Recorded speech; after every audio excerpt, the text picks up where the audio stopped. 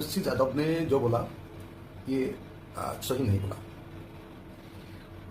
तेजस्वी यादव ने जो बोला कि आसाम के चीफ मिनिस्टर हिमंत बिश्व शर्मा जी जोगी का, उत्तर प्रदेश का चीफ मिनिस्टर जोगी का चाइनीज पर्सन है, ये सही नहीं बोला, अच्छा नहीं बोला कि हम लोग का सेंटीमेंट को अटैक किया। हमेशा हम लोग देखता हूँ कि नॉर्थ ईस्टर्न लोगों को तो मेनलैंड इंडिया से चाइनीज बोलता है, चिंकी बोलता है और ये इंसान करके बोलता है। तो अभी आरजेडी का चीफ ने जो बोला है ये भी हम लोग का सेंटीमेंट में अटैक किया है, ये अच्छा नहीं है। हाँ, ये ठीक है कि हम लोग का जो चीफ मिनिस्टर हिमंत बिश्व शर्मा जी का सबसे बड़ा क्रिटिक नहीं हूँ असम में, इंडिया में और विश्व में। हिमंत बिश्व